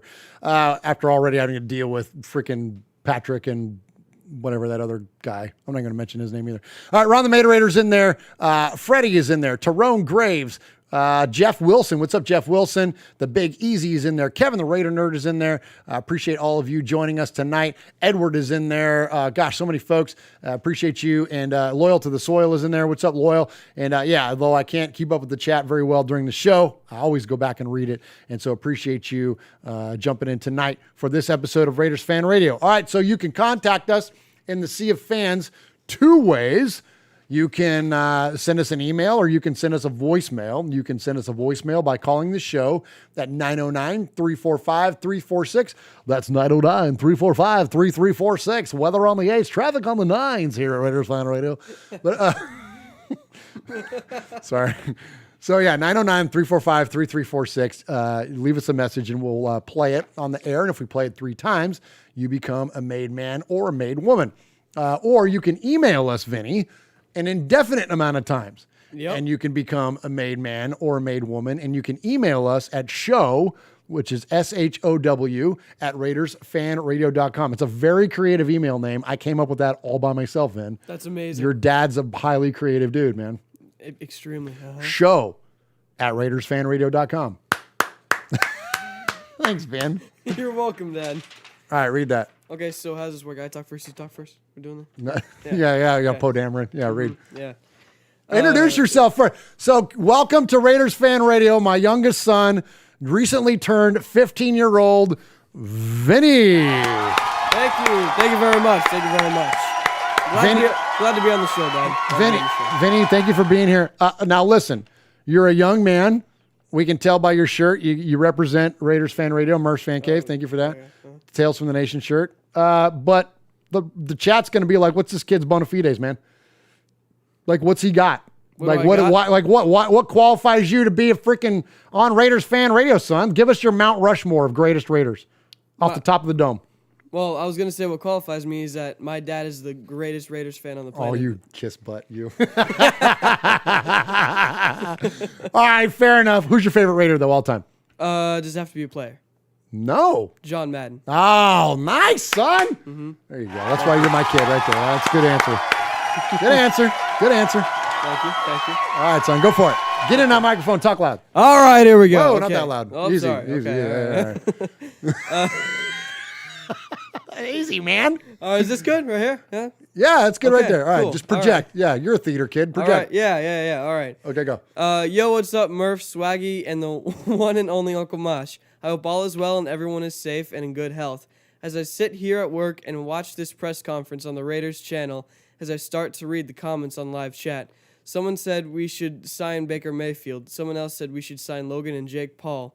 Besides... That's funny. See what was okay. Besides the other dumb comments, I noticed a few Raider content creators in the live chat, like Watts and Raid the Tape, just to name a few. I noticed a lot of Raider creators coming together, making content, and I love it. I was turned into the Live with Murf graphic, graphic, and Captain Jack. Yeah, Murf and Graphic. That's Graphic Raiders, another content creator that I joined him on his show. Oh, that's really That was earlier this week. Oh, yeah, I remember that. Okay. And or last week, whenever the heck it was. You remember. Whatever, yeah. And Captain Jack, while I was driving the other day, and was enjoying every moment. Shout out to Captain Jack for hopping on live while at the hospital. Yeah, dude was in there for getting his heart scoped and stuff. Oh, and wow. still showed up to do his show. Isn't that cool? That's crazy. Yeah, man. Dedication, Vinny. That's what Raider Nation's all about. Yeah. Yeah. Hopping. Okay. Now that is what the type of dedication that separates Raider channels from the others. He was so passionate, and he had a nurse checking on him who was also a Raider fan. Raider Nation passion is unmatched. I have no funny punchline or deep thought today. Just wanted to let you know that you are appreciated in Raider Nation, and I'm glad I can see the growth in the channel these past few years, and happy that the others get to witness the lighter journey into the dark side. All love and respect, Ty the Raider. Oh, man, that is so cool. P.S. I won't mention Jeff is in Uncle Mosh's seat. Sorry, Jeff. Oh, yeah. And now you're in Uncle Mosh's seat. Yeah, uh-huh. So what's Uncle Mosh going to do to you when he finds out you're in his seat? I don't know, but I'm scared either way. Yeah. You likely have a beating coming, but that's okay. It's all right. You'll be all right. Won't be the first one you've taken from him. All right. So appreciate you, Tiderator. Oh, so speaking of that, Tiderator, who frequents Domenico's in Alameda on the regular, Ty, we're going to be in Alameda on the 17th at Domenico's. So plan on, if you can, meet up with us there. And anybody else that's in the Bay Area, anybody else, any of you Raider fans that want to meet up with us, we'll be at the Domenico's Italian Deli in Alameda on the 17th. I don't know what time yet, but I'm taking the boys. I'm taking Vinny and my older son Tristan, taking him out to the West Coast. Tristan's getting ready to go into the Navy. And so we're going out to the West Coast to go see some family before Tristan ships out. And so I'm taking the boys out there. And on one of the days, food. We're getting off the plane in San Jose, where I'm from. We're getting off the plane. We're going to rent a car. We're going straight where, Vinny? La Villa. Straight to La Villa. The deli that we grew up with. We're going to La Villa. We're going to have the amazing steam table, the amazing raviolis. Going to have some ravies. That's what's like a 1/10. We're going to get up in the morning. Vinny wants to go to Alcatraz. Last time we were in town, Alcatraz wasn't running, so we're going to go to Alcatraz. But then we're going to bust across, and we're going to go over to the island of Alameda and famous Domenico's Italian Deli in Alameda. So meet up with us out there. If you can be in town, we would love to see you all. And Domenico's, of course, is the unofficial fan radio, is it not, Vinny? It really is. It really is. Yeah. We love us some Domenico's Italian Deli around here. And so speaking of that, again, Jeff Murphy, the proprietor of Domenico's here where we live, is going to be back in the fan cave with his sister, former Raiderette, not only Raiderette, but Raiderette of the year 2014, Michelle. She will be joining us. So that will be really, really cool to catch up with Michelle. Shout out Mike Murphy. That's Jeff's brother, who, when he was in town, he joined us here in the fan cave. And he's the guy that pretty much him and his mom run the Domenico's in Alameda. Oakland / now Las Vegas Raider fans, so much so that the Murphys, their family, John Gruden filmed a Tide commercial a few years ago, and they went to the Murphys' house to do laundry. John Gruden did laundry at the Murphys' house, and Jeff and Mike told that story on this show, how surreal it was that Mike is like, I'm sitting at my table and freaking John Gruden's in my laundry room, like doing laundry. Amazing. So an amazing family, great restaurant, and amazing supporter of us here at Raiders Fan Radio. So we will see you in Alameda on the 17th at Domenico's. Vinny. Yes, sir. I got one more for you. Now listen, you can't mess this one up. No pressure, son. You gotta one take this on the nose because this is Paul. This is Paul. You know where Paul's from? Where's Paul from? Paul is from Shropshire, UK. Oh. Well, you call it Mississippi because where he lives, Shropshire, and Birmingham in the United States is what? Is west? Yeah. It's west of. Come on. West of Birmingham is Mississippi. So we call it Shropshire, Mississippi. That makes sense? I think I might have botched that joke, but anyways, you follow. Whatever. You're my kid. You know what I do. Yeah. All right. In the meantime, the chat's going to kill me in a second. Sorry. Either you or me. One of us. I go first. Yeah. All right, here we go. So Vinny's going to read Paul from Shropshire, Mississippi, England, UK. He's going to read his email, and I'm going to use this opportunity to go use the restroom. Thank you, Vinny. You're welcome. So don't mess it up. I'm not going to be here to hear if you mess it up, but I'm going to follow up in the chat room. Keep an eye on him, Ron. Okay, see you later. Okay. All right. Evening, fellas. I hope this email finds you well. This week I wanted to focus on a situation that has been simmering with Raider Nation for a while, and it is becoming more of a conversation as we head towards another season. I think most of us argue that this season could be pivotal for a few people, Coach Gruden, Mike Maycock, and Derek Carr in particular. I scribble down notes when I'm listening or watching the podcasts because there are so many good points made and raised, and I have a head like a sieve these days.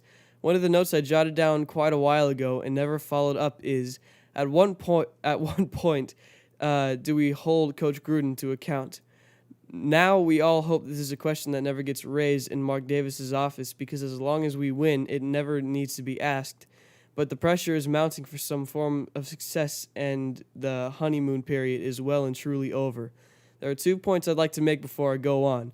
Firstly, I love this guy. I think he's infectious. His desire to succeed, his overall energy and enthusiasm, and his love for all things silver and black are undeniable. Secondly, I've never been a fan of contracts that run too long, particularly 10-year deals like this one. I've never understood the need, and I think it can lead to more problems than solutions.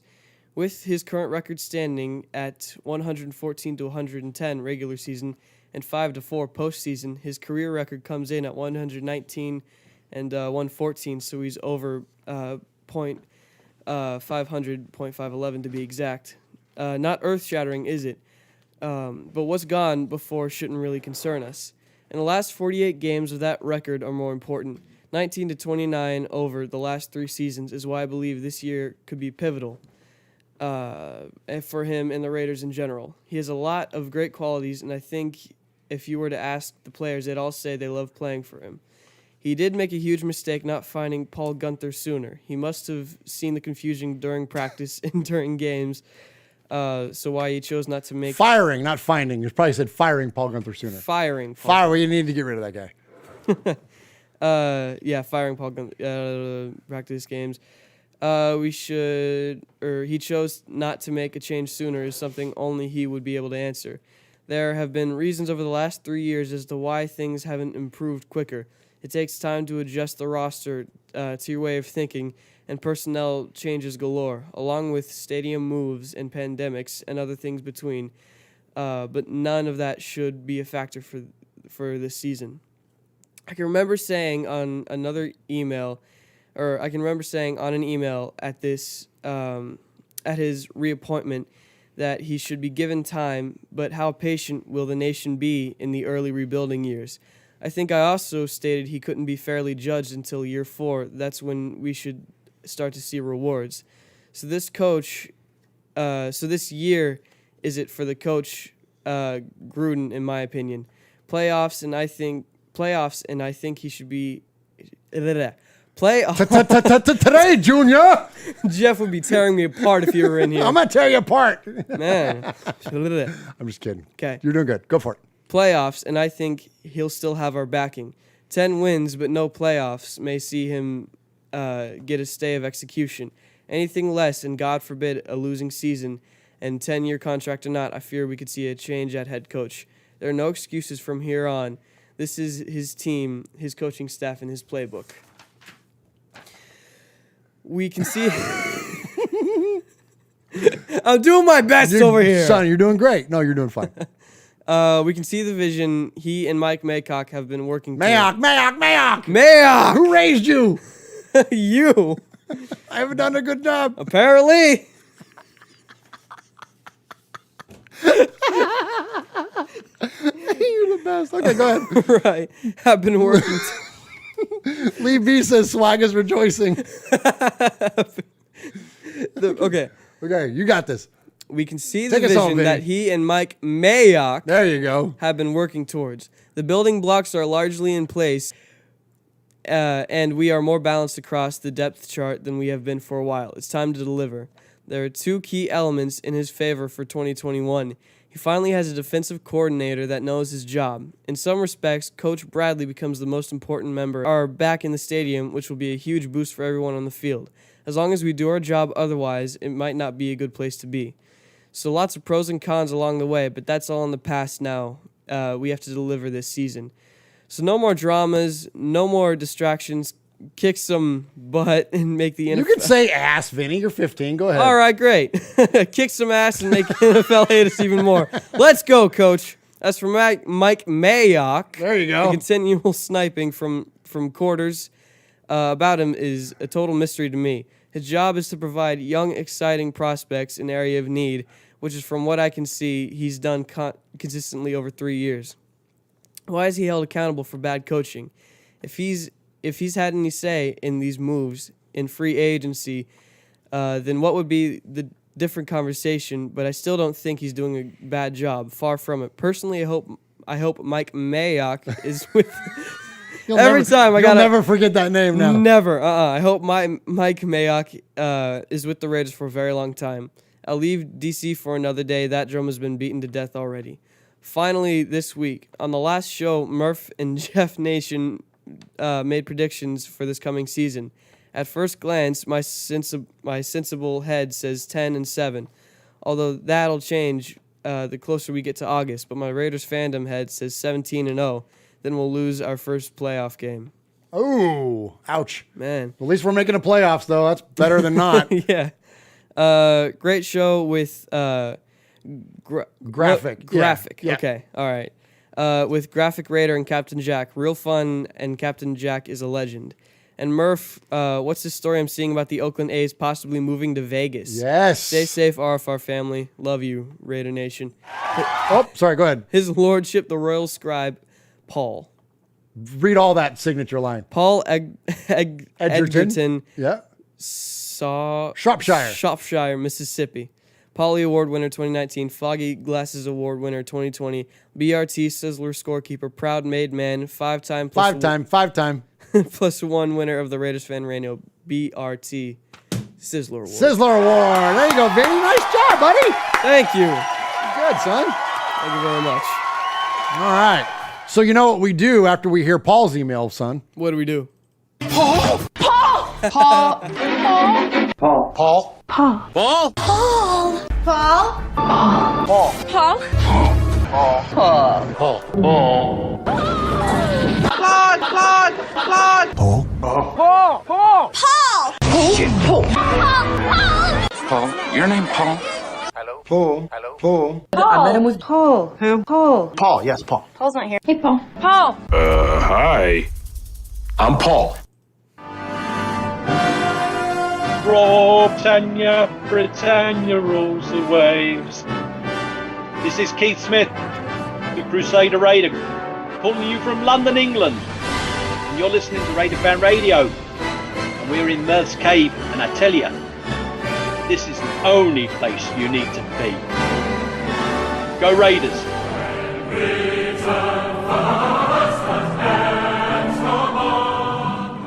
I appreciate everybody joining us here in the chat tonight for this episode number 204 of Raiders Fan Radio. Vinny, can you see the chat over there? I can see the chat. Shout out the chat, man. And I was going to say, Foxy Scorpio said, I don't appreciate this vulgar potty talk. Oh, because you said Mike Maycock like 6 times? And Eric the Q Dog Raider said agreeing with Foxy. Oh, nice. All right, shout out the chat. Who else is in there? Let's see. There's Aaron the Q Dog Raider. The Big Easy. We got Lee B, Jeff Wilson, Edgar V. Let's see who else. Let's see some guy named Franklin. Some guy. Hey, there's some guy in the chat. Some guy named Franklin.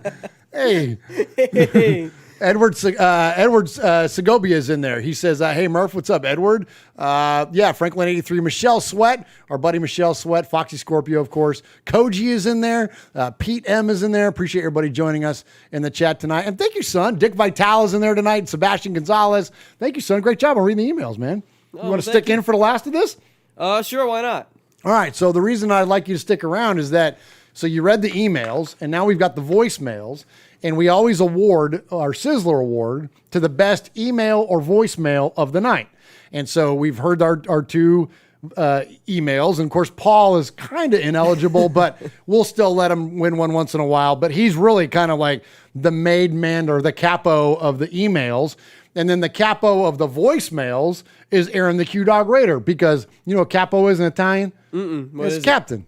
Every crew needs a captain, Vinny, right? Yeah. And so our crew is the made men and the made women, and every crew needs a captain. And so Aaron is the capo of the crew, and so he is Aaron the Q Dog Raider, and he always kicks off our voicemail segment. So let's go and check in with our good friend Aaron the Q Dog Raider. All right. Melvin Gordon, to all you clones who made the feed segment probably the best we've ever had. The Jim Rome Podcast, episode 175 is with Jay Cutler. Look for that in about an hour or so. See you next time. We're out. Let me turn that shit off. Hey, greetings, Don Murf, Underball Sonny, Consigliere Uncle Mosh, Big Raider Trucker, Mojo for When the Universe Speaks. My fellow birthday mate, Swaggy J, May 23rd forever, homie. Let's just go ahead and start this call with a second acknowledgement to Ron the Materator. Matt Fitzgerald of the Sports Knock wrote, the 5 best fits for Julio Jones are as follows. The Colts, the Niners at number 4, the Patriots number 3, the Ravens at number 2, and the LA Superchargers. Man, that is as bogus a list as I could think of. You know what? If we can put our dig in, we got to get Julio. He makes us not just a contender, but a Super Bowl caliber team. But, I'll deal with all the backlash later. Hondo Carpenter Sr. on Fan Nation, Raider Maven, he wrote an article stating that 3 Raiders must perform this season. That would be Abram, Nassib, and Cleve Ferrell. Cleve Ferrell, nice guy, nice family. He sucks. It would be fair to say that the Raiders' first pick in the 2019. You know what he's talking about, Vinny?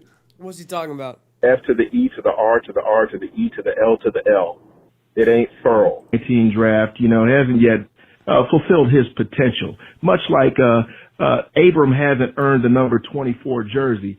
But, I know how Murf feels about Pro Football Focus and PFF. They've been known to overrate things, and here's an overrate for you. Ferrell came in with 6.5 sacks over the past 2 seasons, which is 6.5 more sacks than anybody in the chat. But, he rated out as the number 16 overall edge player in the 2020 rankings. I don't know how that's possible. We can get fat guys to stop the run. Why is it that we have to have this guy that we drafted to shore up our edge and get some pass rush? Can't seem to do anything more than, all the other morbidly obese guys we've had plugging up the middle. The grocery list, of course, the Raiders brought back O-lineman Patrick Omeni.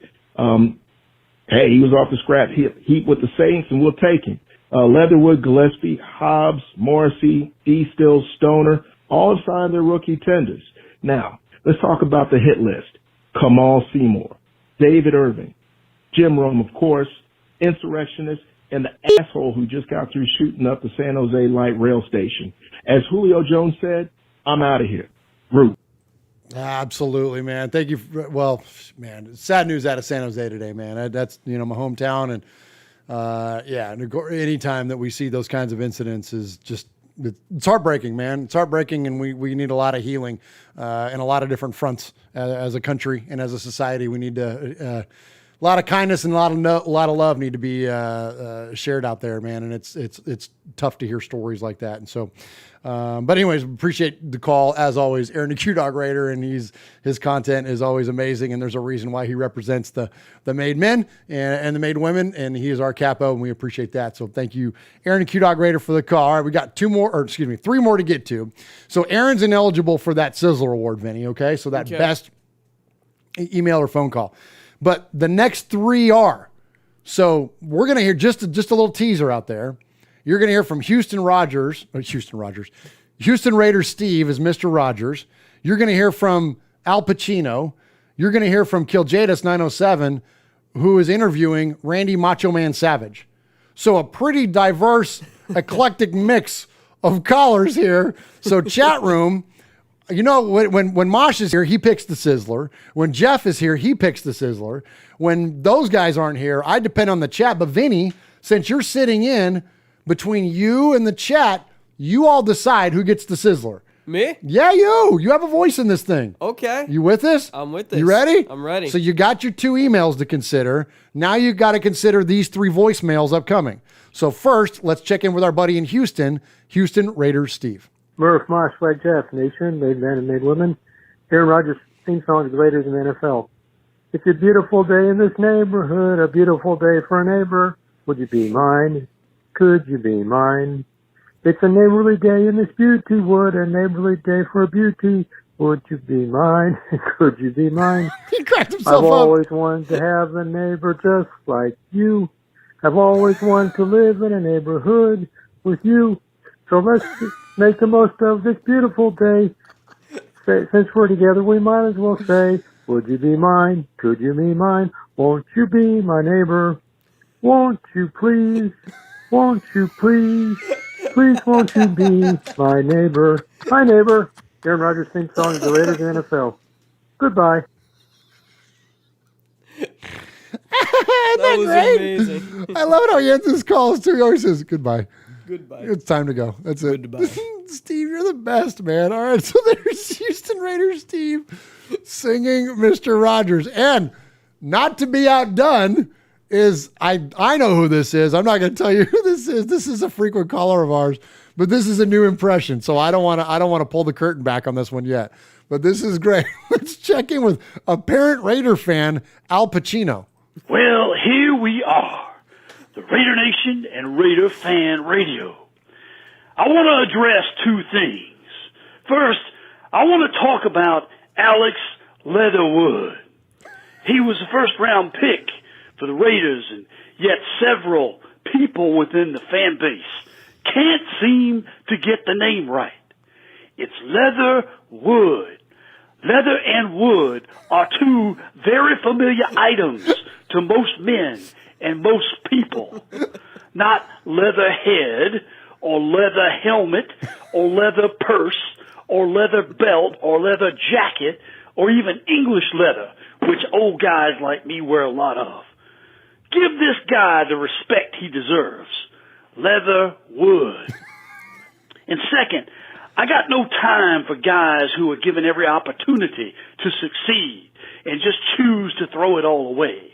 Now, I'm not a young man anymore, but if I was and I did what David Irving did or didn't do, I would expect the old man version of me to come out and kick the ass of the young man version of me right up the street. The Raiders need character people. Character builds winners. And winners bring home trophies. The rest of you guys, if you don't want it, somebody else is going to get it. Oh, and they'll take your girlfriend, too. That's about all I've got time for today. There you go. There's Al Pacino. And might I add in, they're trying to Jedi mind trick me in the chat.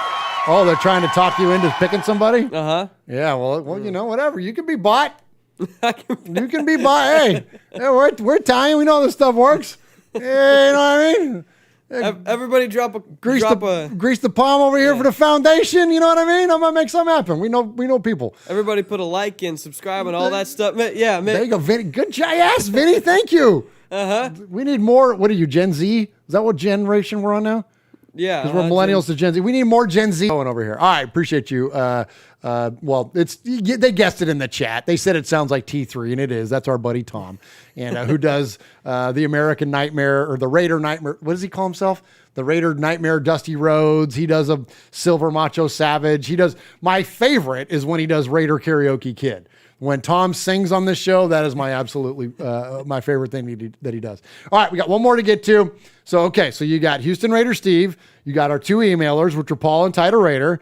You've got Al Pacino, our buddy Tom. And now, last but not least, we got our good friend in Alaska. He calls himself the furthest north Raider fan. He is up there in Alaska. Our good buddy, congratulations on your recent marriage, by the way. Killed Jadis, 907. Awesome. Yeah, absolutely. Much respect and congratulations. So let's listen to Kill Jadis interview Randy Raider Savage or Raider Macho Savage or Macho Raider Savage, whatever the name is. Yeah. Hey, what's up, everybody? It's Kill Jadis 907. How's it going? I'm joined by the Macho Man Raider Savage, and we'll be going over our grades for the draft. So let's get to it. Our first draft pick is Alex Leatherwood. I'm going to give it a B because he seems like a solid lineman, but I do think it was a reach to get him, and I would rather have gotten him later on in the draft. Ooh, yeah. Well, I'd say it's an A. Leatherwood's going to be the lineman we need to get to the top. Yeah. Great pick and perfect timing to get him in the first round. Yeah. Okay. Well, next is Trayvon Morin.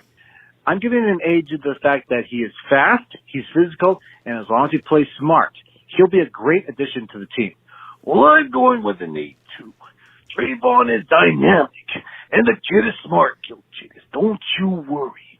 he's a whole lot smarter than the person who chooses Cam Newton's outfits or someone like Patrick Mahomes that puts ketchup on steak. Yeah. Okay. Well, next is Malcolm Kuntz. Now, I think it's fine that we picked him, but I wish that we'd gotten a middle linebacker this round because, I mean, honestly, this was a great need, and there had to be something. So I'm going to go with a B. Definitely an A. Malcolm's going to be the next Khalil Mack. We'll be humble and not ask for a lot of money. Yeah. Okay, hold on. What's the grade on your next draft pick? A. And the next? A. Oh, come on. Is every draft pick an A? Of course. You're doing this to piss me off, aren't you? It's because of the wedding, isn't it? Maybe it is 100 times. There are no best men in a damn court ceremony. Well, you should have made me a witness. I'm over the heavyweight champion. Well, I would have made you a witness, except for you were in the back pouting like a freaking 14-year-old. Will you just shut up? Why, because of you. I'm in trouble. You're off in trouble, too. You're the one that started. I'm the one that's going to finish it, though. You're out of line, guilt cheaters. Just play me out, Murf. Oh, yeah. Stop using Murf as your personal DJ. Just play me out, Murf. Oh, yeah. I am not playing you out. After hearing Mrs. Kiljadas jump in there, heck no, man. I'm not getting in those crosshairs. That is hilarious, Kiljadas. That is amazing, dude. Great job. It is always excellent and always bringing the heat for the BRT Sizzler Award. All right, Vinny, here's what we got. So we got Kiljadas. We got Tom as Al Pacino. We got Houston Raiders Steve. We got Paul. So between the chat room, tell us who you think deserves this week's Sizzler Award. And Vinny, you contemplate while the chat room is kind of putting it voted for himself. What do you think, Vinny? Just early response, man. Give us like first reaction. Who do you think was the best? I really enjoyed. I really enjoyed that. And Mrs. Kiljadas got in on that one. That was pretty solid. Good effort there. Mr. Rodgers was pretty funny there. You like Mr. Rodgers? Well, Michelle Sweat just says Hugh Rodgers. Lala Meloso says Kiljadas. Big Easy says Kiljadas. Kiljadas says Kiljadas. Well, of course Kiljadas says Kiljadas. Michelle says the song got her. And yes, me too. And it's, as Michelle said, it's Houston Raiders Steve's commitment to the entirety of the six. It's so funny. Exactly. Sugar Shane says Kiljadas. Franklin says Kiljadas. Oh, Ty the Raider says Kiljadas. Everybody's going Kiljadas. I think it's starting to lean. Vinny, you have a strong vote in this, but you can't outweigh the majority of the chat room, son. You know what's funny, though? What's that? I was actually going to say Kiljadas. You said Houston Raiders Steve. Did I let you finish? You didn't let me finish. Did I jump in? I have a habit of doing that. Okay, you go then. You have the floor. I was going to say I like Kiljadas, and I was going to say I like Mr. Rodgers, but I honestly liked all the commitment that Kiljadas got with Mrs. Kiljadas coming in and all that. So I think, honestly, I'm going to have to go with... It's Kiljadas. Congratulations, Kiljadas 907, our most northern Raider fan, on winning this week's Sizzler Award. I am the Sizzler. Sizzler. Sizzler. Sizzler. Sizzler. Sizzler. Sizzler. We are Metallica, and we are here for your Oakland Raiders! Playing around today! From The Walking Dead to errant Jedi Knights, Raiders fans are a rogues gallery.